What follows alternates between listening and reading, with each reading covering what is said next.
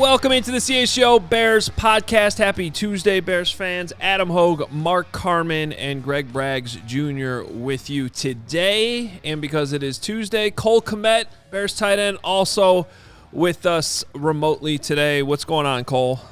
How we doing, guys? Thanks for having me on. Yeah, doing good. I'm cracking an Olipop for Cole today. A little grape flavor. I'm very excited to talk to 85. Let's go. Yeah, we're doing good, Cole, but I'm mad at you because you promised me you guys were only going to run plays that worked. So that is true. I'm mad at myself. Yeah, I'm with you. Man, you're just coming out firing. Yeah, it's fair. You promised me, Cole. I did promise on in studio, that we'd only run plays that worked. Next week, this Sunday, just the plays that work. I'm glad, we'll get through it. We'll get there. Yeah, we'll get through it. Yeah. All right. Cole, in all seriousness, I mean, if we're sitting here being honest, like, you guys obviously didn't think you were going to be 1-5 at this point. And especially kind of coming off that relatively positive, like, 10-day stretch where it seemed like things were starting to turn around. I mean, when you guys walked away from the game in Soldier Field on Sunday, like, how surprised were you that things kind of went that way offensively? Yeah, well, it's frustrating just because I don't think it's a physical thing, meaning, like, I don't think we're physically outmatched, by the opponents we've played, and in particular on Sunday. So I think a lot of the things that showed up in the first 3 games kind of showed up, reared its ugly head again this past Sunday from an execution standpoint, whether it was in the run game or in the protections or in the routes or whatever it may be. So, it wasn't good on our end. And, especially when you have that, those extra days to prepare, you can't be putting out a performance like that, like we did this past Sunday. There's been a ton of conversation, Cole, about the first play of the game. You guys are, zero protection. Justin gets cracked on the first play. You lose 7 yards. Like, what was your understanding of what that play was and why it happened the way it did? Yeah, well, I think, we knew coming in that they were going to bring pressure. Flores likes to do that, and he mixes it up. So it was going to be about, making sure we were on our assignments in the right way and in protection and in the run game as well. That would also helps ease the pressure. But, just a quick game thing. And, I know I don't know what necessarily happened with Justin and why he, maybe held on to it. But, I think that was kind of a theme throughout the game in terms of the pressure that they were bringing. But then they also went a lot of cover 2, which I don't know if we necessarily, not that we weren't expecting it, but they did a lot more cover 2 than maybe we saw on film prior. How are you digesting everything that's happened with Justin, knowing that it seems like he's going to be out at least Sunday and perhaps for a while? Yeah, for him, hopefully he gets healthy and, he does whatever he can do to get back on the field as soon as he can. So, obviously tough. I saw his thumb after the game and it looked pretty swollen. So, just hoping, wishing him a speedy recovery so that he can get back on the football field and we can get back to the things that we were doing in weeks prior. Cole, I don't know if you know this, but there were some conspiracy theories going on last week when you popped up on the injury report. A lot of people were blaming Greg Braggs. Not me. Carm jinxed it. Well, yeah, but I'm just saying there were Cole, you remember he did. He jinxed it. Yeah. Well, we assumed that was just, some soreness or whatever coming out of that last game. But we could also tell watching the game on Sunday that you were kind of grinding through it and trying to get through that. I mean, how'd you come out of the game? Yeah, I felt fine. After the game, definitely dealing with some soreness. From the quick turnaround from the Sunday to Thursday game, and so dealing with some things there. But this is the NFL. You got to get ready to go, and definitely feeling good today. So feeling better than I have, in the past, going back to last week. So but this is the NFL. You got to get ready to go, and no one's really concerned about how you're feeling. You just got to get out there and go play. So basically what happened was the show did not do a good job asking you the right questions. You were dinged up. We didn't push you on it. You were sitting on something. You weren't going to offer it, and we, in essence, failed. That's my assessment of what happened last week. No. I mean, it was no, you guys didn't fail at all. Was the elevator working, or did you pull your hammy coming up the stairs? It wasn't any like necessarily. I think they always put down like hamstring or like whatever it is. It was more just like general soreness on my left side that I was still dealing with, and kind of just things that come up throughout the year that you just kind of have to manage and deal with. The one positive I think from the offense obviously was the run game. Deontay Foreman came in, and you guys didn't really miss a beat. I'm enjoying this running back room this year. How much of an impact is Mercedes Lewis to this run game? Because I enjoy when you guys bring two tight ends out there and kind of beef it up and kind of apply the pressure on the defensive line like that. Yeah, I mean, Mercedes has been around for a while, and it's been cool to see, his transformation as a player in this league. And, he kind of came out as that receiving type of tight end, and now he's, a full-on blocking tight end. And his physicality is awesome, and he's great to play next to. And the way he's able to set the edge on defenders and in our combination blocks with our tackles, he's fantastic with. So, yeah, he opens up a lot in the run game, and he's just like having an extra athletic tackle out there. So it's a lot of fun to have. I mean, you're still young in your career. What can you learn from Mercedes Lewis? And you kind of touched on it there, just how he's sort of transformed his career like multiple times as his career's gone along. And I think we're in year 18 now, which is incredible. Yeah. I think like for a guy like myself is you see like what keeps you in the league for a long time. And, at the end of the day, as you age, you start to lose some of the juice that you had maybe when you were younger.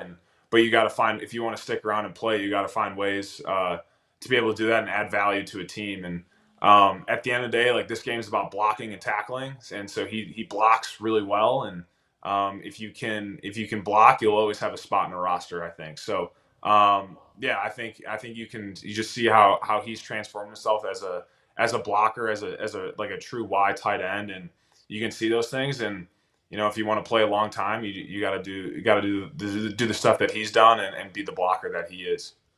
I'm thinking about 18 years, and I'm thinking about staying healthy week to week, and then you were dealing with something going into last game. Eddie was dealing with the same thing. You guys got to get cleared by the trainers. But what is that process like with the coaching staff? Hey, are you good to go? Like you don't, obviously you're an extreme competitor. You don't want to take yourself out of the game, but it's a long season. Like what's that process like on a week-to-week basis with the coaching staff?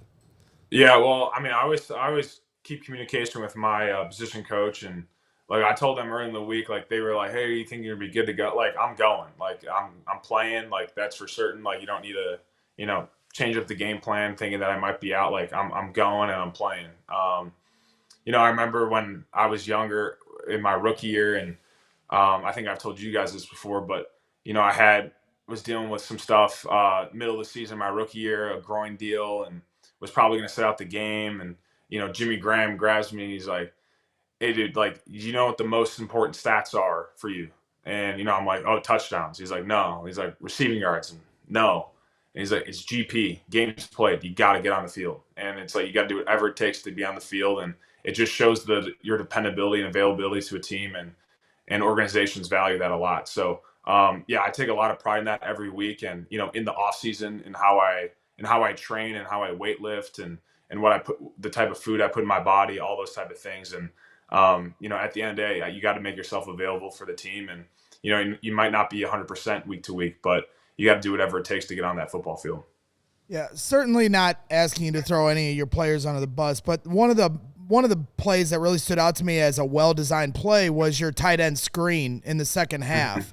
And it was almost kind of funny but I want to know if it was a timing issue or a blocking issue where you looked like you were about to have a big play, and was it just because the timing of the initial snap got thrown off that they thought you were a little further ahead, Or, like, how did that play break down? Because I felt like you probably could have gone for bigger yards. Yeah, so what I'll say, like, in terms of the blocking portion, I think I had to speed up my count against the guy I was going against, because you're faking, like, you're acting like you're pass blocking, and then you're going to shed the dude. Justin dumps it off, and you get going. But Harrison Smith was coming off the edge, so we have no one to block him. I have to stay on the end. There's no out call to be made to Harrison, so I have to stay on the end. But once I know Harrison's coming hot, I got to dish my dude quicker. So instead of usually it's like about a 2.5, 3 count that I'm thinking in my head. That was a 1 count because of the hot. So I had to shed him real quick, get the ball, and then get upfield. So that does kind of, those guys that got the back to, the balls to the back of them, they can't see what's going on. So they're kind of depending on the timing of that to work out. And it's hard for them to know that we got a guy coming hot off the edge like in Harrison. So those things are tough. Again, like all these plays, it comes down to timing and execution and all that type of stuff. But you definitely wish that we could get it blocked up and I can make something happen after the catch. So Cole, you mentioned that they played more cover 2 than you thought. I know DJ Moore talked after the game a little bit about. Obviously you guys knew they were going to blitz a lot, and they did. Was it just how they dressed things up? Is that what was kind of different? Because he also said, like, they just showed some looks that you guys weren't necessarily – and maybe he was referring to the cover 2 stuff too. Just like was it more back end that was different? Because it still seemed like I didn't think – I didn't think it was back end that was more different. I think they were doing some funky things with their fronts for sure. And they dropped some dudes from their fronts into coverage a little bit. And, there was a couple cover 2 looks that were – they did some things that, you would typically maybe only see in college with some things they was really unsound on some things that they were doing. But to their credit, they called it and dialed it up in times when we couldn't really expose them, expose those coverages at times. There was one where, Mooney had his big gain and we were able to take advantage of it there where they weren't really sound defensively when they were dropping to cover 2. But yeah, they definitely did that. And, they'd keep that safety in the box to kind of help with the run game and then bail out at the snap. So I think if they were reading run, he would stay tighter to the box and you kind of had that extra guy in the box for the run game. But if it ended up being a pass, he'd bail out to cover 2. And that's kind of where they were unfundamentally sound at times. But at the end of the day, they were able to take advantage of things and that they saw on tape from us and we didn't execute properly. So, Cody didn't have his best game at center. Some challenging snaps there, and he got taken out. And Matt Eberflus gets up there, your head coach, after the game, and he's asked why he made the move. And like fans were sitting there calling, like, just say. And I said this, like, hey, Cody was struggling. We gave Lucas an opportunity. And I'm wondering, like, it seems to me when Flus is up there, he's trying to not say anything that would anger any of his players, any of the coaching staff. He's always going to protect you guys. Do you watch his press conferences and like if you had a bad game and like we're taken out and said, Cole just wasn't his best today, so we went with Mercedes or whatever, would that make you want to be? Would that make you angry at your head coach? Yeah, man. Well, going to watching the press conferences, I think I didn't watch this one this past week, but usually you like to keep up on those just because of the message that he's given there, but it's usually the same message you're getting that we're getting in the team meeting. So, obviously he's not going to disclose everything to you guys. We try and keep things pretty tight knit and we all absorb the blame because this is not just a 1-man game. This is you got all 11 guys on the field. That being said, like I respect how he does it. I know maybe you guys want to get more info out of it, and you think that.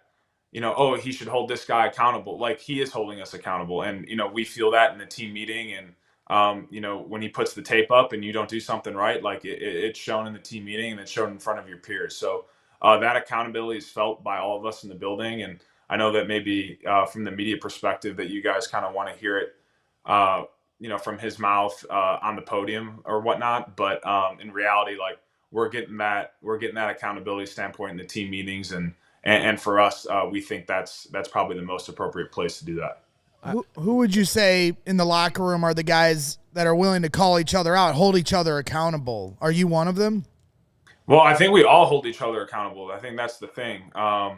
it's from one guy to another. If I mess up a play, Justin's going to be the first guy to tell me, hey, you need to do it like this or like that. And, if Justin, forgets to motion me on something or whatever it may be in a practice setting, like I'll be the one to go up to him and be like, hey, man, like we got to get the motion there on this or whatever it is. So, you rely on your guys to be accountable towards one another. And I think that just comes from continuing to build the right type of culture in guys, and in terms of the accountability standpoint, and guys being on their details. So I mean it's on every one of us to hold each other accountable, and at the end of the way, I think that's just how you have to do it. Flus doesn't seem like much of a yeller. Does he ever surprise you guys in those meetings, or he gets a little angry ever? No, he'll get on us, man. I mean, I know like you guys probably see a totally different perspective, like totally different deal from him on the podium than we get. No, but he's he's a positive guy, but he's also like he gets on you when it matters and when it's needed. So and there's a respect level that we have for that, and from coach to player. And at the end of the day, we understand that this is a partnership between coaches and players, and that's how the NFL works. And but that doesn't stop him from getting on us when he needs to. For the record, like my dealings with Flus, I think that Flus seems like a very solid guy. Like I would, if Flus was a 25-year-old Flus and I had some daughter who was 20-year-old, I'd be like, go out with that guy. He seems like a great dude. Like all of that. I think a young Flus would have been a great catch. Why do you always got to make things so weird? Because I'm just trying to. It's not weird. I'm just bottom lining that I like the Flus. But the reason why I asked the question, it's admittedly putting you in a little bit of a tough spot, calls, or my judgment is that if he can't like deliver a direct message to the media, this guy was hurt, this like just some basic stuff, then I wonder if he's direct with you guys. But you're saying that he is. Yeah, and he is. I can tell you that he is. He's very direct with us, and there's no gray area with him when it comes to our relationship, our player coach relationship. How he wants to handle things with you guys. That's obviously his deal, and he wants to keep certain things under wraps, and I appreciate that and I respect that. And I know you, like I said, I know you guys might not like that all the time because you guys want all the info, but I like when things are close knit. I like when things are we can keep things in house between player and coach, or between players, or whatever it is. Because the issues that we have in the building that we have to handle ourselves. And at the end of the day, like, whatever issues arise and you guys hear about, you guys won't be the ones to fix them. It's people in house that got to be the ones to fix the issues that we have. All right. Well, one thing that he was clear with us yesterday about is the status of Justin Fields, and with the thumb, and he's doubtful to play this week. He did say that. So let's operate a little bit under the assumption that Tyson Bagent is going to be your quarterback this week. I remember we were actually debating.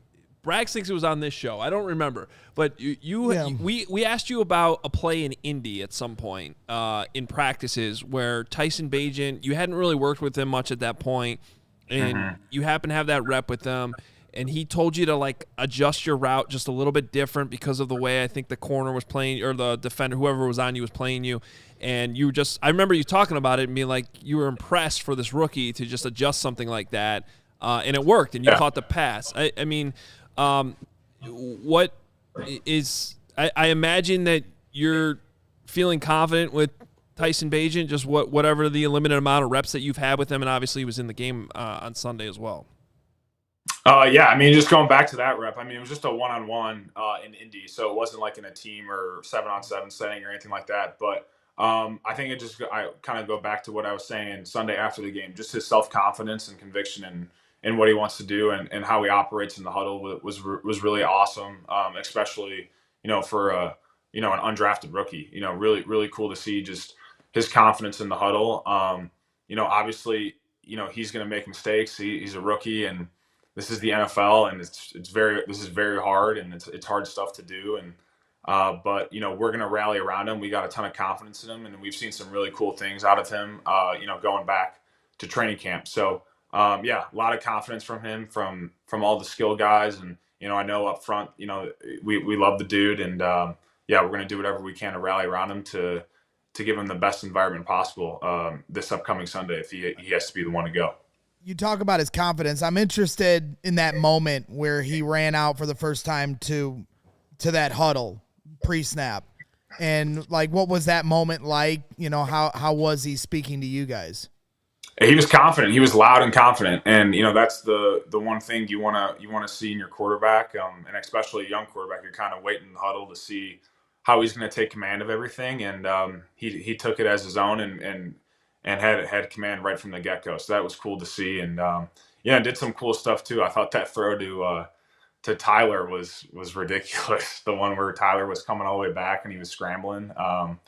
That was cool to see. So yeah, I mean, he's going to let it rip, and it's just going to be on us to rally around him and give him all the extra confidence that he might need. We were kind of debating on the post-game show of whether or not he meant to do that, because it was just kind of like this. I thought he was trying to throw the ball out of bounds, to be honest with you. I don't know either, but if I'm him, I'm taking credit for that throw. Yeah, right? That was a dime. That was a dime all day. Yeah, he meant to throw. He's secret Bagent, man. This is what's happening. Cole, did he thank you after the game? It was his first touchdown. I mean, you were right there pushing him in. Yeah, I was like, hey, I know, because he was obviously a little bummed out that we didn't get the win there at the end. But I was like, hey, but make sure you go get that football, man. Like, that's a big deal to score a touchdown in the NFL. That's pretty cool stuff, and despite the circumstances. So I was like, hey, I know you're bummed out, but go get that football. But yeah, I was doing everything I could to get him in there. I laid my face mask in his back, so hopefully he's feeling all right. But I think it was worth it. I was listening to your teammate Jalen Johnson. He does a hit with Parkinson Spiegel on Mondays, and he was asked about Bagent. He called him white chocolate. Jay Williams, this guy, which is like the dude had the sickest passes in the history of the NBA, right up there with Magic and whatnot.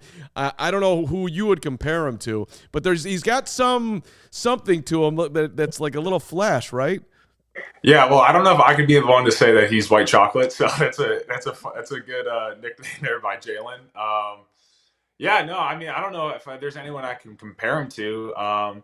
He's just got his own moxie, own confidence, and I think that was evident. I think the organization has picked up on that. I think that's why he's in the position that he's in right now. And, he's just a confident dude. So whatever we can do, man, to kind of get him going, get him even more confident going into this weekend if he's the guy to start, and, just have him rip it out there.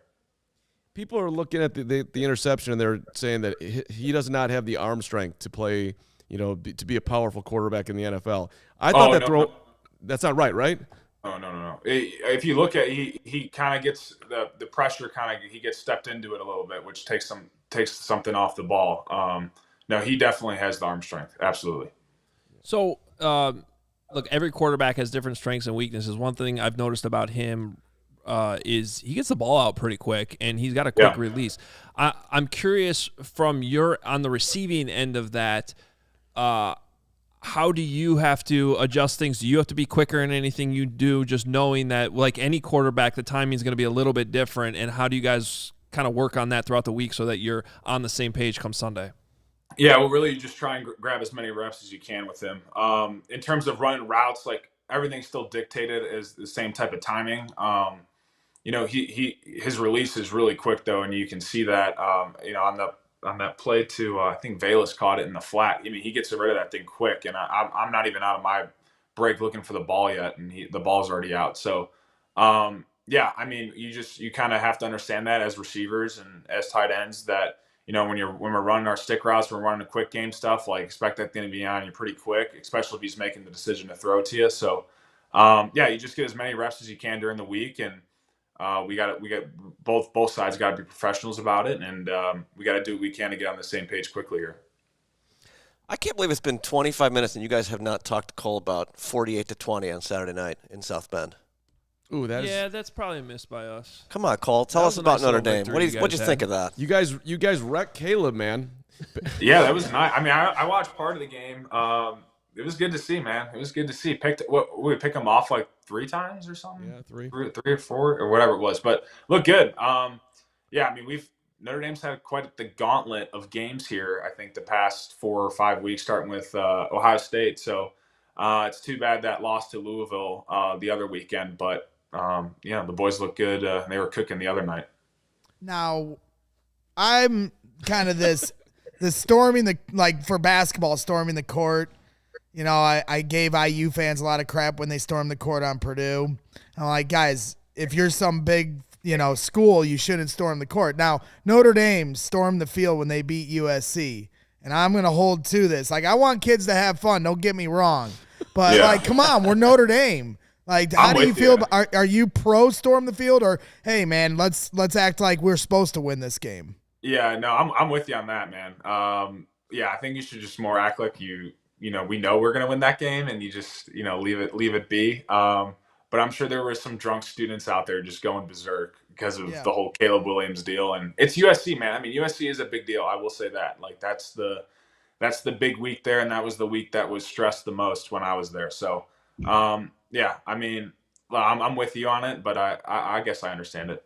I also don't want to throw anybody under the bus, but I can report that there was one prominent member of the Bears media group that I think was also on the field, storming the field. Oh, my gosh. Get his name up right now. I didn't know this. Yeah, I saw a photo. That was taken. I'll just say his name rhymes with Chris Emma. No. Chris, what are we doing here? Oh my Act God. like you've been there, dude. Emma stormed the field? Well, he was on the field. He took a selfie down there and Oh, texted it off. So. That's awesome. Yeah, to be fair, he was probably on the sideline with his credential. No, he was there.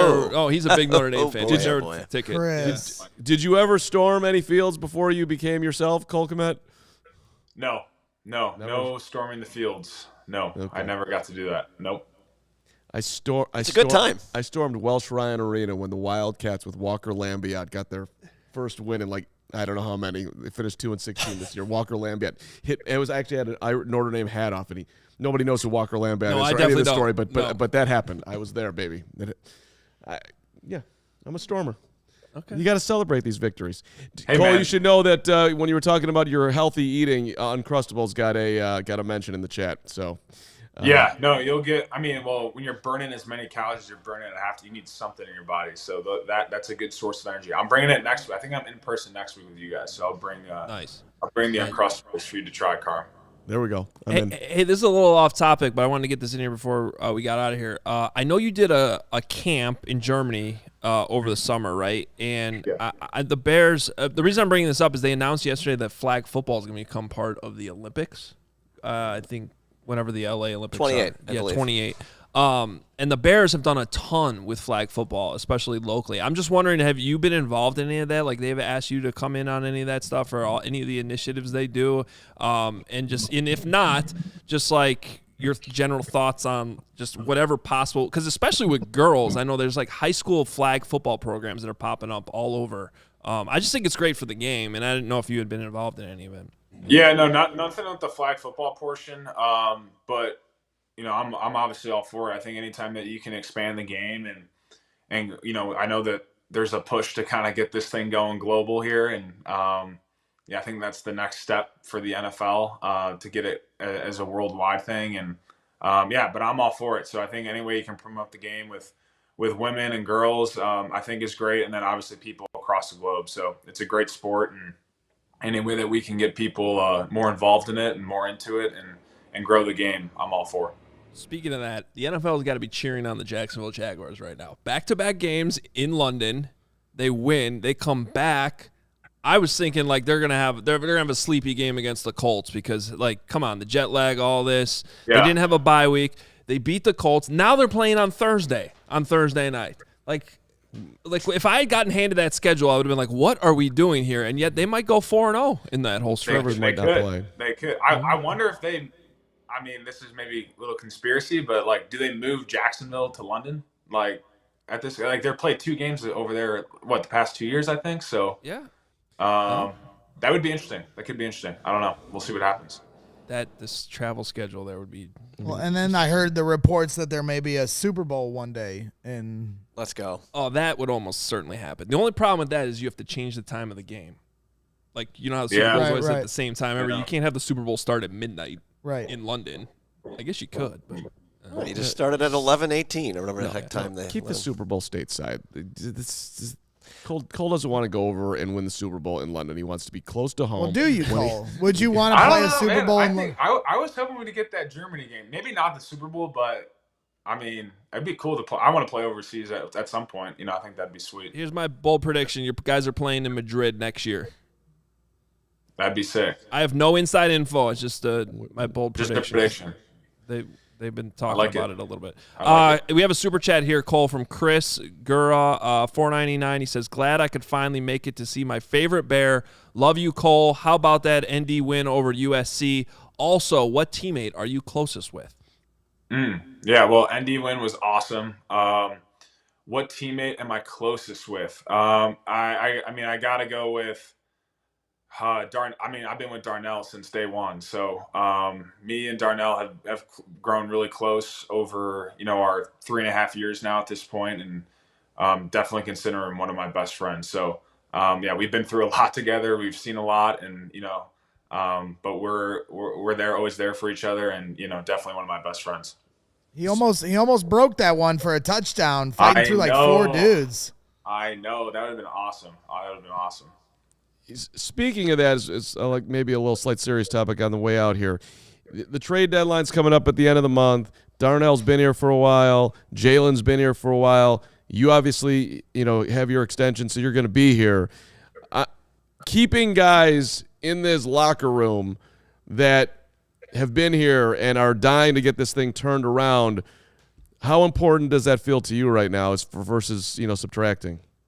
Yeah, I mean, it's tough, obviously when this time of year, like it's, the business side of things always kind of rears its ugly head, and it's part of what we're in, and you kind of accept that going into it. Obviously, like selfishly, like I would always want to be around Jalen and Darnell. Those are the guys that I've been around since day one, like I just mentioned. So, but the organization and the NFL, like it just doesn't operate like that. It doesn't care about your feelings. It's they got to do what's best for the team and the organization, and it is what it is. So I'm rooting for them to both stay and be here for a long time, and be part of this thing getting turned around. But like I said, I don't really have much control over that, and the business is the business. I'll just underline it. Every time I hear Darnell Mooney open his mouth, he's talking about winning football games. It's the same thing with Jalen. Keep those guys around. That would be – you're not going to get a ton in a trade for either of them. I hope they both get contracts before this goes. You guys have the money. This is not your job. I'm just doing what I'm just – my own opinion on it, Cole. You're airing your grievances. That's okay. That's all good. Well, I like it.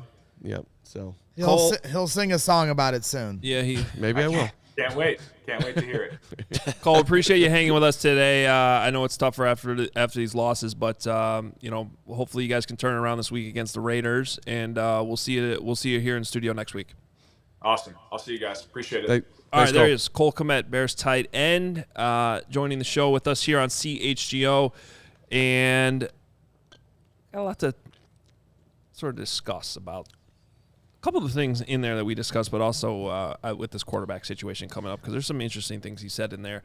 But first, want to make sure we tell you about Ollie Pop. Carmen's got his right here. Are you not going to have your Ollie Pop, you sloth? Sloth. Call him a sloth. Cheers. There we go. Have an Ollie Pop. Where's mine? Ollie Pop. You didn't ask for one. Yeah, I know. What is this? I have to ask for everything.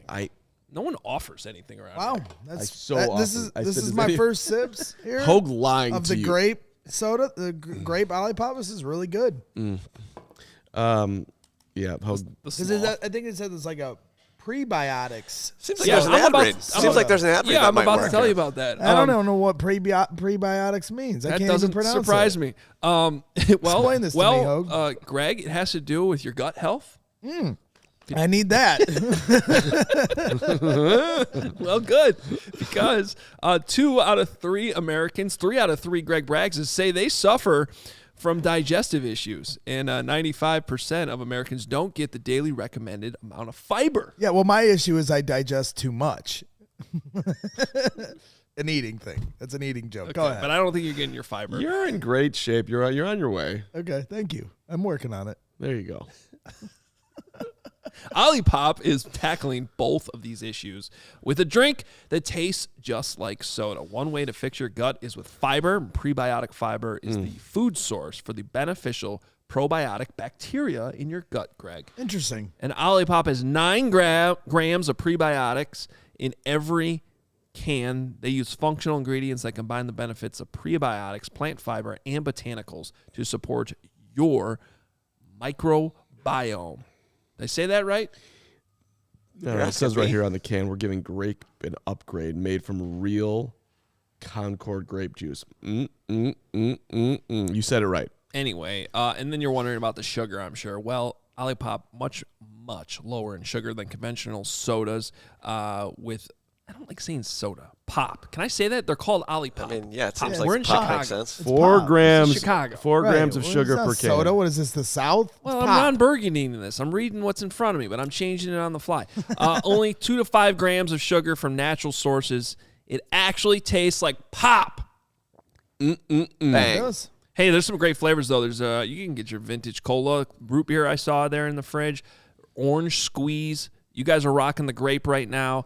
Strawberry vanilla. There was a banana cream in there I saw. The flavors are great. It does taste good, and they are so confident that you'll love their products. They are offering a 100% money-back guarantee for orders placed through their website. So go to their website, use the code CHGO20 for 20% off your next Olipop order at drinkolipop.com. Olipop can also be found in over 22,000 stores across the country, including Jewel, Walmart, Target, and Whole Foods. By the way, it says in the chat from good old Nick that Nicholas Moriano drinks Olipop. You should too. There it is. It's on screen for those watching on YouTube. By the way, you should follow Nick on Instagram. He is just like a walking billboard these days. I mean, Nick. It's a great experience. Nick did a video on how he does his hair. And I'd never even heard of this texture powder thing. That was fascinating. Did you see it? I didn't see it. So I asked Nick today if he could, segue into other topics, like how does he use the restroom, and I think he's considering that. I guarantee you Nick's got some elite situation that he's got going on there. He probably has candles and wipes and he everything. would promote a bidet. I think company. he would. This is my bidet.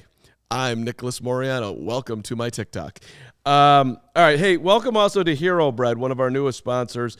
I am incredibly excited to get going with Hero Bread because the taste and the texture, the bread, it's soft, it's fluffy, it's delicious, it's flavorful, thank you. It's scrumptious. It's kind of just like Greg Braggs. Scrumptious? Yes.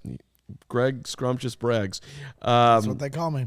Yeah, and by the way, it's also nutritional, Greg, which could be good for you, considering the diet that you discuss all the time. It's high in fiber, it's low in net carbs, 0 grams of sugar, all the good stuff. Listen, you want to try yourself some Hero Bread. Trust me, it is phantasmal. The discount code for your first purchase, you know it, you love it, CHGO. You get 10% off at hero.co, hero.co. Hero makes sliced breads, buns, tortillas, everything you need, hero.co. You can also go to Amazon if you want. So right now, the bread is there for you. CHGO. Put that in there, fam. 10% off your first order. Hero.co. Use that code CHGO. HERO.co to save 10% today. Hero Bread.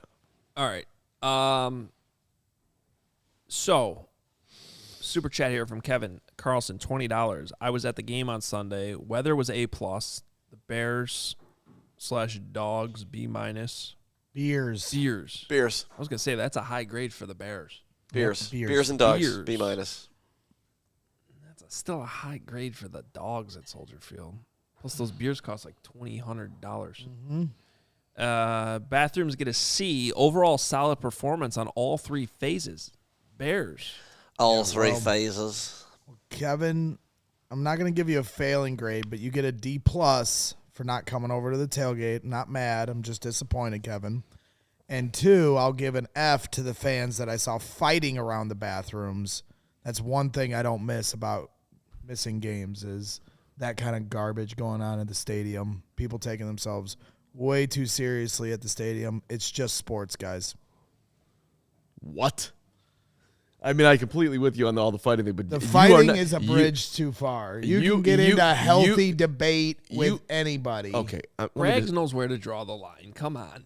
Yeah, but he can't say it's just sports. No one in the history of the world has made this his life more than this guy. You cannot say it's just all sports. All three of us have made it our lives. In fact, everyone in this studio has made it their life. Yeah, but he still knows where to draw the line and where the priorities we're not are. Knocking people out over the goddamn Bears. Did you see? And it was a sucker punch too. If we're gonna talk about actually squaring up with a dude, of course. How about you square up straight with a guy instead of sucker punching him like that? That was lowbrow. So you get an F, that fan. I didn't see the video. I'm not defending any. I'm 1,000% with Gregory P. Allen Braggs that any fighting at any stadium ever is completely and utterly moronic. I'm just pushing back on it's just sports. That is not. You can't say that. He cannot say for this. To take it that far. I know what you're saying, but I'm just Yeah, right. No, look. Anybody look. That person should be banned for life. Should never, honestly, you do something like that, you should never be allowed in a stadium again. Right. Period. End of story. I don't care how many goose islands you had. It's supposed to be fun. Debate's supposed to be fun. We talk with the people in the chat and on our Discord and on Twitter. Debate is healthy. But it's not supposed to get to a point where it gets contentious or personal. It should be fun. Thank you. Well said. Like fun, like tonight. In this live show. Let's go. October 17th. That's tonight. That's tonight. Greg, why don't you tell us all about it? Yeah, come on out to Buffalo Wings and Rings at 3434 South Halstead Street, right down the road from Comiskey. They have some of the best wings in town, Buffalo Wings and Rings. And, the Collector's Cave is putting on an event, as they do a lot of times at Buffalo Wings and Rings, where, you'll have an opportunity to get an autograph and take a picture. Tonight it'll be with Gervon Dexter. And we're going to be lucky enough to interview Gervon around 8 p.m. The autograph session starts around 6:30 to 8, where fans are going to take pictures and get their autograph from the rookie D-tackle. And then me and Carm and Stephen Nicholas going to be there producing. The whole CHGO gang is going to come by. Circa Sports will be there with us, so we're excited for that as well. Make sure you come out to Buffalo Wings and Rings tonight. We'll be there. Even before 6:30, we'll be there. So come on out for the whole event and then stay for our show starting at 8 p.m. All right. I'm super excited for tonight and would love to see you out there. I'm expecting you got to come out. I mean, Ravi, are you going to come out? I mean, Crystal, you're going to be there? Let's go. Let's have some fun tonight. Let's talk to Gervon and let's get ready for the Raiders and the turnaround of this season.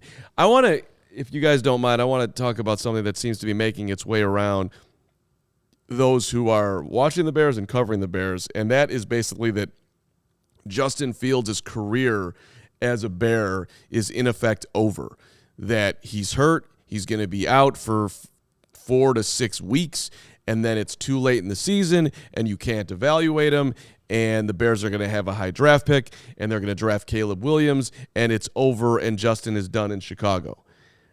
I think we're jumping ahead here, team. I really do. First of all, we have a body of work of Justin to this point, right?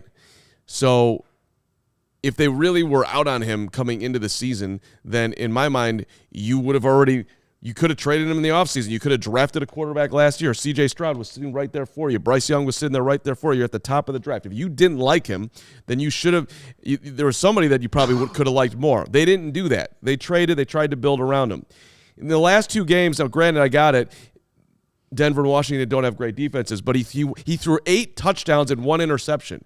Now, I went backwards the other day, and he held on to the ball too long, and he ended up getting hurt, and all that sucks. But you can't tell me that, and I'll give you one scenario, by the way, where I think he could very well be in play, and he should be rooting for Tyson Bagent.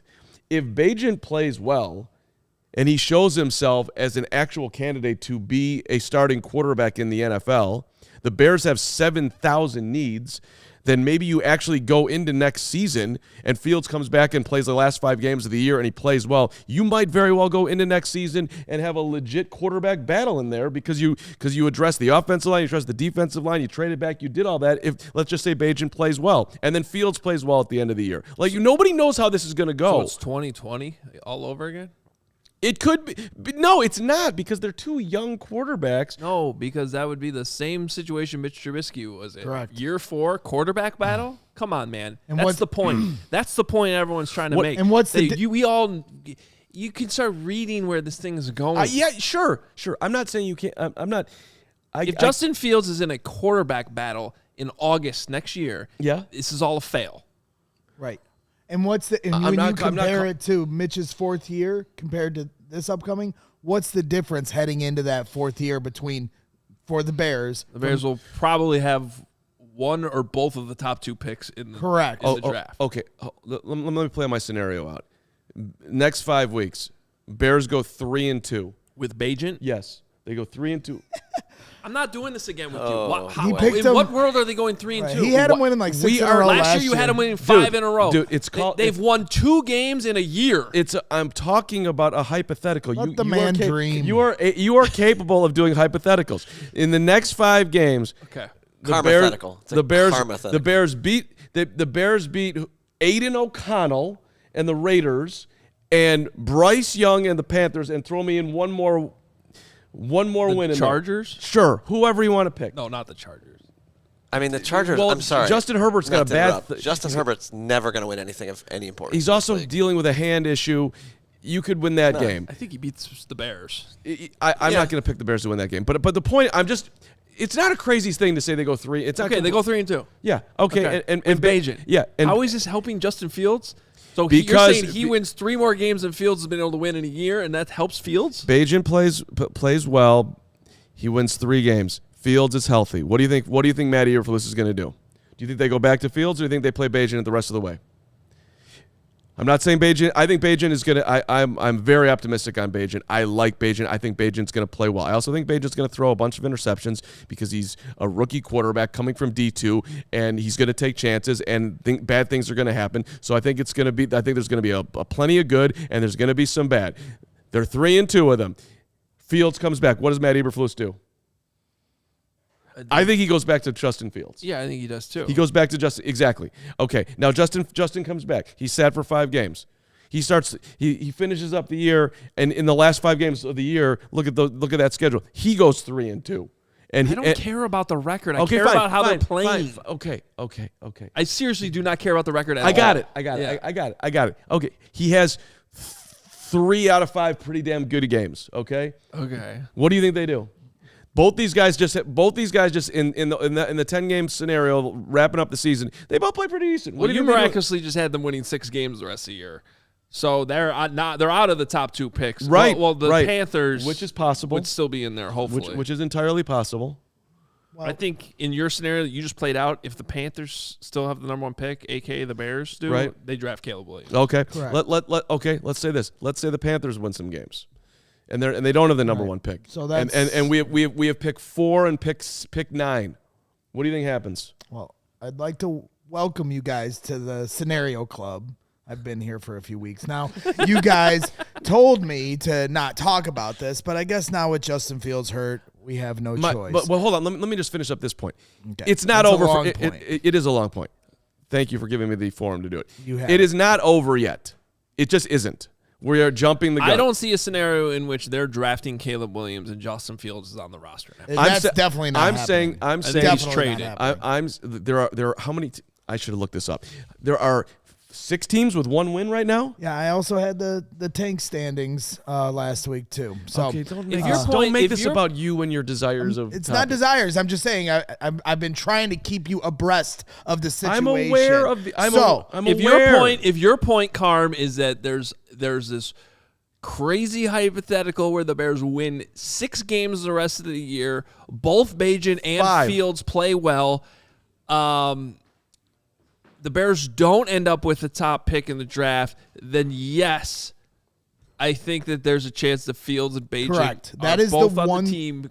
That is right. If they don't have the 1 or the 2 pick, which back is Caleb, on Earth, right where I live and Greg lives in the region, part of Earth. region. Yeah, go ahead.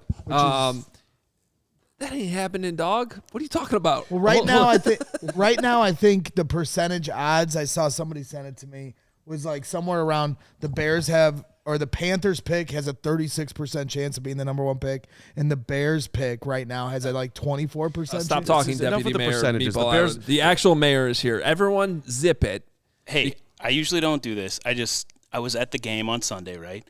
That's the greatest opening line. Jake Flanagan. I was very frustrated because General I feel strongly it was the worst first half of football I've seen at any level, whether that be professional, collegiate, high school, pee-wee, whatever. It was one of the worst things I've ever seen in my life. You should have watched Wisconsin, Iowa Saturday. Was that pretty bad too? Okay, it was on the same part. All I'm saying is this: when Justin went out in the third quarter, I reached over. I told my wife this. I said, if he doesn't come back out of that tunnel, I really fear that this may be the last time we legitimately have Justin Fields projected to be the quarterback that will win the Super Bowl for the Bears, the next one. And it pains me to say that. I believe that it's still possible, but now I have to accept the reality that the probability is that he is not. And it pains me so much to say that, but that may be the place that we're in. Yep. The odds are now stacked against him. Thank you, Jake. That's Jake Flanagan. I do not disagree, and I also want to remind people we're getting ahead of ourselves. It is not over. There are a lot of games left to be played this year. There's a lot of ways this thing can spin out. The New England Patriots are 1-5.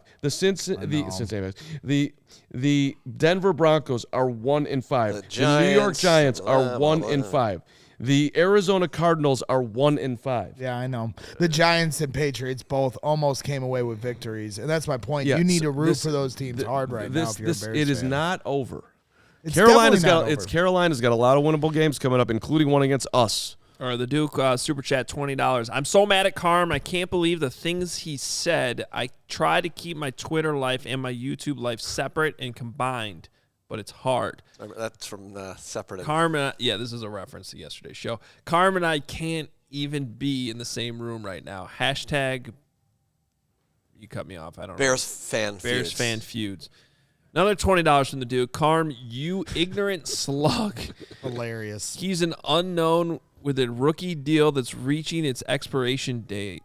The obvious answer is draft a new QB who is also an unknown, but you have his full rookie deal. It's 99% over for Fields here. Right. I want to jump into this a little bit more. I have some strong thoughts on this. We got to get to another quick ad break, but Duke, one day you will come to appreciate my brilliance. That's all I'm going to say. And you'll come to a tailgate. Come on, dude. He's probably already been at the tailgate. Out yourself, Duke. Duke. Know he was there. I got big news on this tailgate this weekend, by the way. Duke, by the way, is just looking for a battle. He wanted a Twitter beef, and he's coming for me, and I'm right here for it. We will fight this out, Duke. Not only can I guarantee that I will be at the tailgate earlier on this Sunday, my wife will also be there. Wow, big day. Big day. We are going to go see Jim Jeffries Saturday night, and we're staying downtown. So I'll be there at 5 a.m. with Brags. Hell yeah, let's party. Let's get drunk. That'll be fun. Oh, again, for the 100th time, I have a pregame show to host. Yeah, that's true. And I don't, because I'm running that awesome tailgate, and I'm doing that with our friends over at Circa Sports and Casino. These guys have been great with us, joining up Circa Sportsbook. Make sure you hit that money line splits. Games will strive to be a -110 split on the Circa Sports menu, unlike other sports books, which may use -115 or -120 splits. Circa Sports keeps as little money as possible on large market bets, especially compared to the other books. So you got to keep an eye on that. They're very transparent. Circa Sports does not limit players based on their winnings. Every player has the same limits, unlike other books who do limit winning players. They encourage bettors to download and explore all betting apps available. So go ahead, compare the lines from any other sports book yourself, and you're going to see that the proof is in the pudding with Circa Sportsbook.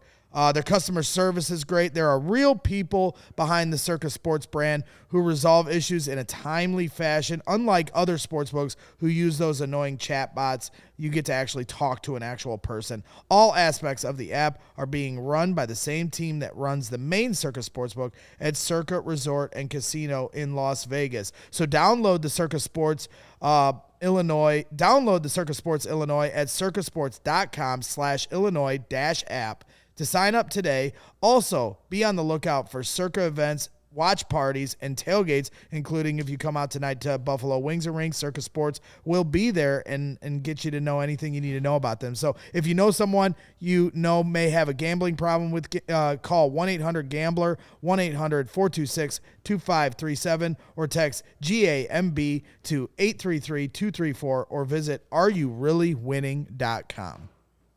Ticket prices are going down, which is why you should dial up the Game Time ticket app. Download Game Time, get it done, and get the best prices, the best seats, the best value for all your sporting events, all your concerts, wherever you want to go. Game Time's got you covered. Yesterday it was $123. Now we're down to $109. By Sunday, I don't know, the Bears might be paying you to enter Soldier Field. So just stay patient on this one. I think the prices are going to be lovely for you. Game Time is the best. You don't need to be worried about where you're buying tickets for the next big event. You just go right to Game Time, and they make it super easy for you. At some other sites, you got to click through like 7,000 times. It doesn't work like that at Game Time. Pick your seats, go right on through, and then they're headed right into your wallet, so you are ready to enter your stadium and live the dream. Download the Game Time app, create an account, and then use the code CHGO. You get $20 off your first purchase. Terms apply. Again, create an account and redeem the code CHGO. $20 off. Download Game Time today. Last-minute tickets, lowest prices, guaranteed. Let me ask you something just to wrap up that Fields conversation. Yeah. How do you think it ends? You think they trade him? I think that's the most likely outcome right now. After the season. Justin Fields is traded after the season. during. No, but we had this conversation at Hogan Johns this morning. I think it's relevant in the now. Not. You think that he could be traded before the deadline? I don't think that that's likely, probably because of this injury, and we don't necessarily know how bad it is. So any team trading for him, but the way I always like to look at trades is it's very easy for us to be like, well, the Bears should do this, and the Bears should do this, and they should trade these guys. Like, I always make the old Chris Ranji White Sox postgame show jokes for like, let's take 5 bad players and trade them away for a first-round pick. That's not how this works. I always like to look at it from the opposite side. If you're the Atlanta Falcons right now, yeah, you have a good roster, yeah, seemingly a pretty decent coaching staff, it looks like, and an offense that's similar to this one, similar scheme. And, oh, by the way, the guy that drafted Justin Fields is working in that front office. Mm-hmm. How do you not pick up the phone and call right now to see what the price might be? I mean, you wouldn't be doing your job. Sure. Okay. What's the price? Well, I texted someone about that this morning. They suggested a 3rd-round pick. For me, that wouldn't be enough. No. So from the Bears standpoint, I would say, no, I'll wait till the offseason, and when we have more answers on – what Tyson Bagent is. Because what did Trey Lance get from the Cowboys? Wasn't it like a 4th? Yeah. Trey Lance didn't throw 8 touchdowns, 1 interception. That's my point. It should be higher because the Trey Lance return wasn't a lot because he had been hurt. So well, what if there's a market that develops here? Justin Fields is still young. He's talented. Okay. Well, there's teams that are there's a lot of bad quarterbacks out there right If he was healthy, this is a cleaner discussion, but because he's not, there's 2 variables that you have to consider. One, we don't know how long he's going to be hurt. They have to find that out first before we basically do. It's going to be 4 to 6 weeks. We don't yet. How do we know that? We don't know that, but I'm glad you're announcing that. Well, in a worst case snenario, he's out for the year. That's the worst case scenario. The worst case scenario it would be he has surgery and he's out for 2 months. Well, whatever. That would be the year. What's the date today? If he has to have surgery. We're not having a stupid argument about what constitutes the year. The season. I understand. I don't think he's done for the year. He's going to play again this year. But keep going. Right. So you're not making you're not trading for him, in my mind, because you think that Justin Fields is going to come into your squad right now and put you over the top and take you to the Super Bowl. You're trading for him because you think it's a long-term play. Well, this is why I wanted to bring this up, because in your crazy hypothetical where they win 3 out of 5 games here coming up. Yeah. Let's say that's this week. And next week. Yeah. Which are the last 2 games you play before the trade deadline. Yeah. And Tyson Bagent looks good. Yeah. Yeah. And it's not enough of a body of work to be fully in on Bagent. You're not getting rid of him. No way. If Tyson Bagent comes out, and he's not going to do this, but let's just say I'm not talking about trading Bagent. I understand. Okay. I understand. But if Bagent throws out 7 touchdowns, 2 interceptions, Bears win back-to-back games, you are not going to sit there. Ryan Poles is not going to be like, that's the dude, trade Justin. I'll go roll with Peterman. No way. No. I think you're missing the point. The point is that there's 3.5 years of body work now. Yeah. I'm sorry, 2.5 years. I'm losing track of my own life now. I'm saying there's not enough body of work for Bagent, even if he plays great in the next 2 weeks. To influence. Yes. I agree with that part. You need to see him do it for an extended period of time. Half a season, something. You can't just your team's got to adjust to what he's doing and all that. You have to see that through. But what I guess my point is that what if Bagent shows you enough that you want to see Bagent the rest of the year? Which was the point he made earlier. Then what is the point of holding on the fields till the offseason? If you have an offer on the table. Right. So that's what I was getting at. So again, the variables are you got to find out how long he's hurt, and a team isn't going to trade for him if he's hurt for an extended period of time, because then he has to come back from that, not just learn a whole new playbook and players. If he's out 4 to 6 weeks, traded to his hometown, where you're making that trade as the Falcons, you're making it for next year as much as this year. Correct. You get him in the building while he's hurt. He learns in the meeting rooms. He already is somewhat familiar with that scheme. It's a somewhat familiar offense, heavy run, a lot of weapons, good coaches. Okay. Then you're looking at hopefully you're in the hunt, and if you have to make a quarterback change because Desmond Ritter's probably not that guy, you make a run with Fields in December. That would be the motive from the Falcons standpoint. So the other variable that you have to consider, though, too, from the Bears standpoint is the 5th-year option and whether or not the value in that for the team that wants to trade for him, whether it's in the offseason or now. If you trade him now, you can't pick up the 5th-year option and extend his value to another team, right? That's the other part of this equation. You're saying that the Falcons can't pick up the 5th-year option? Well, no, of course. The Falcons would love to trade for him right now, and then they have that option. Right. But for the Bears, do they wait until the offseason, pick up his 5th-year option to create more value to other teams and say, now you let the team make that decision. Well, any team trading for him is going to want to pick that up. I don't think that that's really much of a factor. That's more of a Bears decision than anything else. Okay. I'll trust you on it because, to me, it is interesting because it's would the team saying, I don't want you to pick up that 5th-year option. I want you to trade him to me so I have that option? Or do the Bears pick up the 5th-year option and now push him around the market and say, you have 2 years of control with this player? Well, they have that 2 years anyway because it's up to them to make that call. That's true. Yeah. If the Bears are to Hoge's scenario that Bagent plays well and they know that they want to see Bagent the rest of the way and they're really willing to give away Justin for a 3rd-round pick if that was the best. I'm not advocating they do that. I understand. I'm more if let's say the Falcons are desperate for a quarterback in 2 weeks.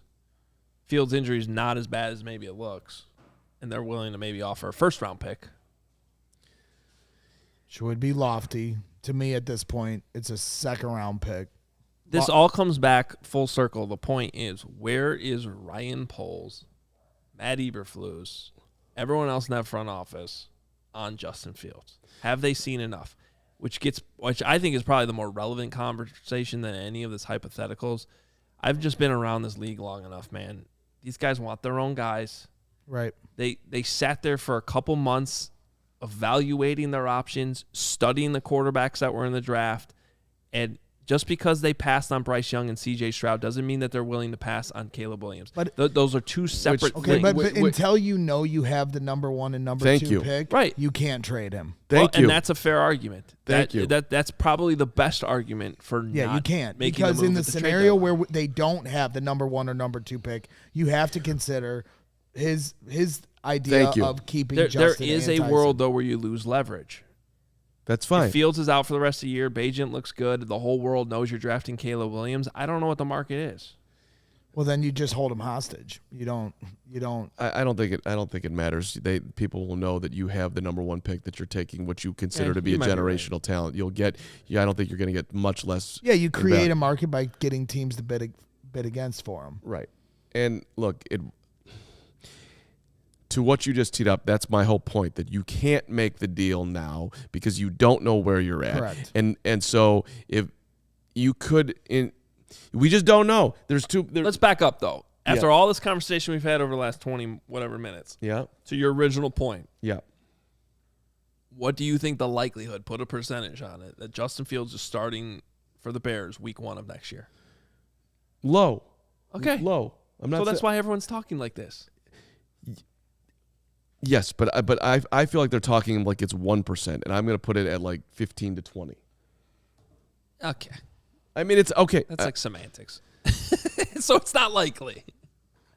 Smitty, $5 super chat. The real question, given the Bears' history with acquiring and developing quarterbacks, why do we believe that they will ever get this right? Well, Smitty, that's because Smitty. That's a great question, and nobody thought the Chiefs would ever get it right. They got it right. Okay, you just got to luck into it. That's why I mean, seriously. Just one of these days, they're gonna get lucky. Well, it's like Shawshank. If you don't have hope. I don't know how to finish that. You know what? That's actually great. It kind of is like being in Shawshank, being a Bears fan. Zay Watanehu. Hope is a dangerous thing.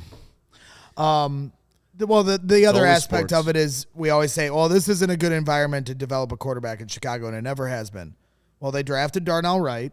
They signed Nate Davis. No, they didn't get the center in the second round that Hoge was banging the table for, but you have an opportunity this offseason to get yourself a center like you should have. You know, I don't know what they're going to do with Tevin Jenkins. When he's healthy, he's great. It's hard to depend on that. So what they're going to do at left tackle, you have 2 first-round picks, some really good left tackles coming out of this draft from Penn State and Notre Dame. So that is an environment now where it's a healthier environment than Fields walked into to develop a quarterback. And if you get rid of the coaching staff, you have this top pick, you can find a coach that is more proper to developing a quarterback and running an offense and has a proven resume that can do that. And his name is Jim frickin' Harbaugh, but you got to pull him from Michigan to do that. And here is take the job in a second. Super chat. T Bagger U, $9.99. Oh man, did I just? Yeah. All right, good job there, guy. Ron Burgundy. If only we had a producer that could help at all. You wanted me to say that. No, I didn't. I was about to say TBU if you'd like. Thank you. I hate you. Someone else read this. Oh, it's all yours. No, you got I'm good. teabagger. You got teabagged. You got to read it. Woof. New prediction. Hope for the Bears. We have a similar year like last year where we suck, but realize Justin is the guy and coaching is holding him back. Also 99 from our guy T. It's part 2. This is part 2 here. Okay. 2. We fire the coaches, hire Jim Harbaugh, who keeps and fixes Fields. Then we trade Carolina's #1 pick for a haul and draft the trenches and use our pick to get Marvin Harrison Jr. Boom, fix. T, you are my hero. You just fixed the Bears. I love the Harbaugh idea, but I know it's a dream shot and probably a shot. I don't think the McCaskies are hiring. I don't think so either, but Kevin man, Warren you're not going to ruin my dream because I'm going to dream it until it's not going to happen. It's only sports. You know, the least McCaskey. Jim Harbaugh and Greg Roman as the OC is literally, I'm just begging for it. I know it won't happen, but I'm going to hope against hope. Dream a little dream with me. $10 from Kevin Carlson. Carm, I want you to be right with Bagent getting 3 dubs. If that happens, I'm assuming he's running Getsy's offense well, right? If that is the case, how does Fields see another snap this year? Kevin, I still believe that they want to, quote-unquote, make a full evaluation of Justin.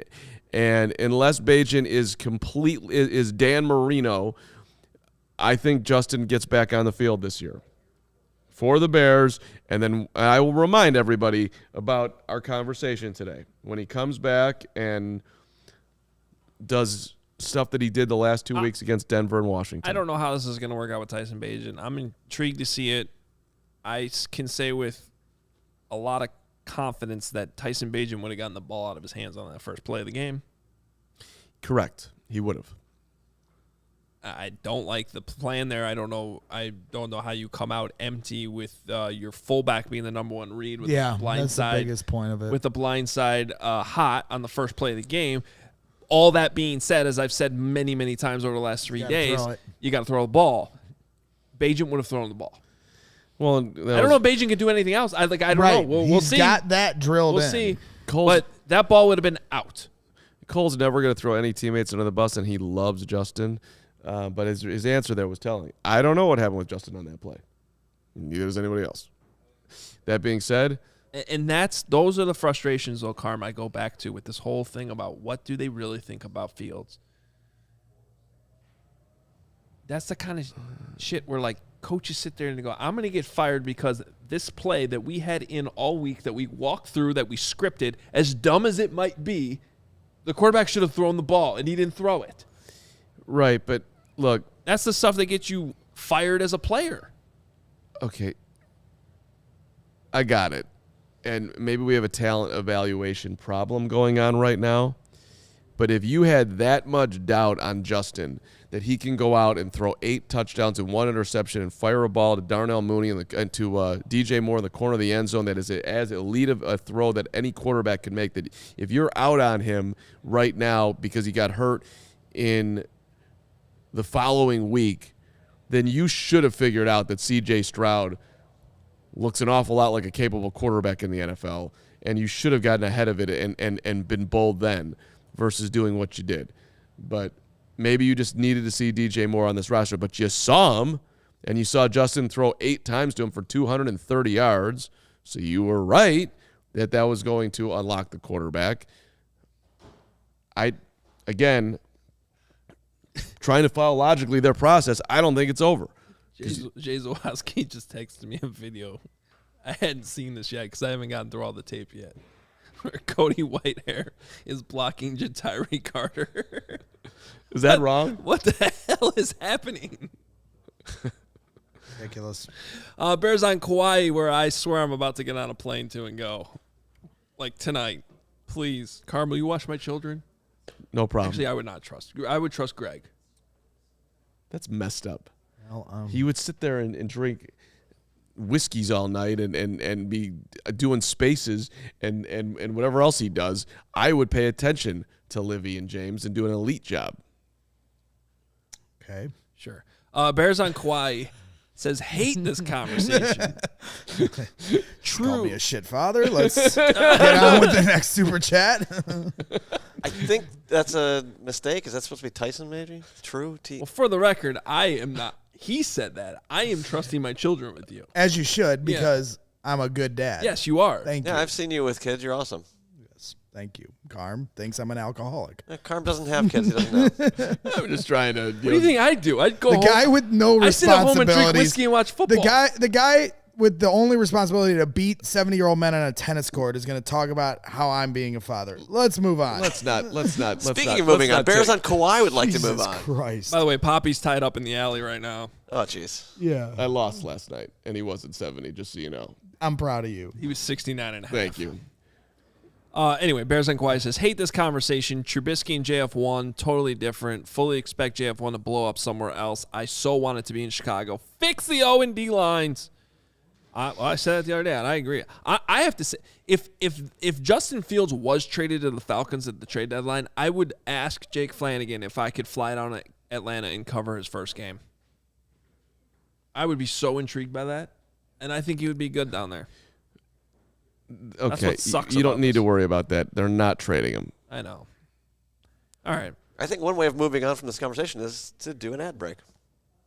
Oh, we do have one more, don't we? I was going to finish We the do. Super Chats. Okay, well, I am going to tell you about Sunnyside because Sunnyside, Is necessary. it's necessary. We got to look on the sunny side, the bright side, right? With the Chicago Bears, that's what we do here. We think that the Bears can beat the Vikings when all logic probably suggests otherwise, but we had one glimmer of hope, so we all picked the Bears. What a bad job. Good Lord. How did that happen? So Would have been my chance to catch Braggs. Didn't do it.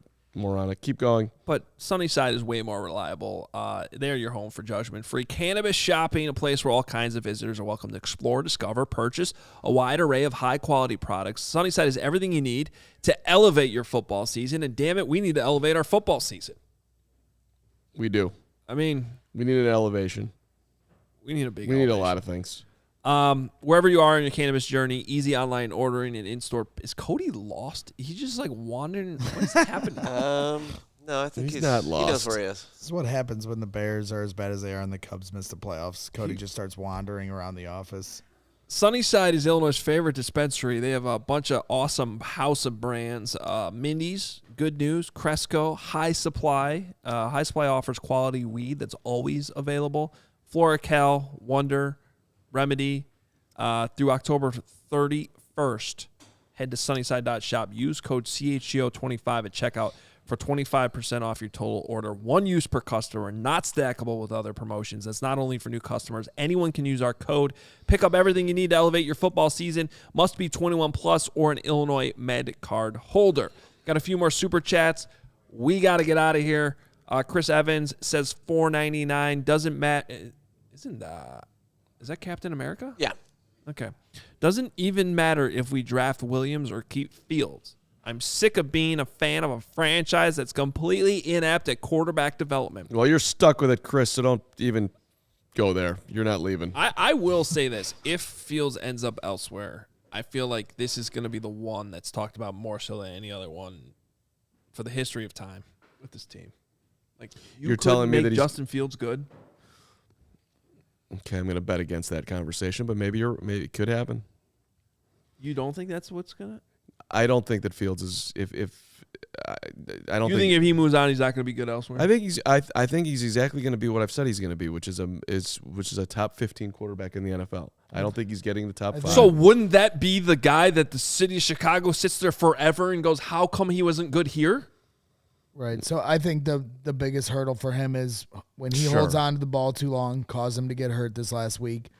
When he runs the ball, the style that he does, his biggest hurdle will be staying healthy. He's been hurt every year of his career. So Atlanta could get him. They might catch lightning in a battle early, and I hate saying this, but it's just the truth. The risk of him getting injured is probably always going to be the biggest hurdle he has to overcome. Which go back to that Cole Kmet interview and what he said that Jimmy Graham told him about his availability, which, again, leads me to believe. I know Carm thinks there's still an unwritten chapter here in the development. I think they're having tough conversations at House Hall where they're just like, I think you just made the best point of the entire show. Congratulations to you. I did it. Because how could you not at this point be like, look, the guy's just never going to throw the ball faster. He's not going to throw with anticipation, and he's going to get hurt. Isn't that enough right there? If that is actually their evaluation, then you'll be lucky to get a third-round pick for him. Well, you don't tell the other teams that. I think they're aware. But Carm, the thing about that, so a lot of what I'm saying today is based on what I've, just my experience covering this league. The other thing I've seen a lot, there are a lot of desperate-ass teams out there for a quarterback. 100%. Yeah. And a sucker's born every day. Someone's going to offer something for him. All right. I hope I'm proved right on everything I've said. Bagent's going to be good. Yeah, we know that. Thank you. You're always keeping score in your head. I am. Leon, am I safe to say? I don't think I'm ever going to say anyone's name anymore after what happened earlier. Leon works. Leon. What's up, Leon? $5. What the hell just happened? Leon Fanrana. That's my guy. Fanrana. What was the Bears offense hoping to exploit in the Vikings defense with their game plan this past Sunday? Leon, one of the greatest questions in the history of Super Chat, and none of us have any idea. If you really, and if you're joining us late here, first of all, please hit subscribe, hit that like button. We greatly appreciate you. If you missed the Cole Kmet interview earlier, there was some concerning things I thought in there about, well, they were doing something, they were leaving this open, and he was basically saying what the Vikings were doing was not sound defensively, and they couldn't take advantage of it. He also said that the Bears had a physical advantage, in essence, more talent than Minnesota. Which is probably true. The Vikings defense is not that good. besides Daniil Hunter, Harrison Smith's pretty good. I don't know. I hate football. I've never liked it. Kevin, These are interesting times. close us out, Kevin. Kellish, $9.99. Finally made it to a tailgate this weekend. Such a good time. If you're a fan, haven't gone yet, you're missing out. Bragg's taking great talking some ball with Yeah, you. Kevin was great. Yeah, it was a lot of fun talking with Kevin. I'm sorry I spoke certain things into existence, but we had a very spirited discussion about Justin Fields and what he needed to do to get better. There may or may not have been an injury discussion within that conversation. Definitely felt like I jinxed it a little bit, but at the end of the day, sometimes those things are inevitable in football for any player, not just Justin Fields. So, but yeah, it was great hanging out with you. And you can come to our tailgate this Sunday at the corner of Wabash and Cermak. If you go to allchgo.com and hit the events tab, you'll find tickets available for this Sunday against Vegas, and then Carolina, the Thursday night game. You're not going to want to miss these. They've been a lot of fun, like Kevin said. It's a great turnout every single time. All you can drink Goose Island.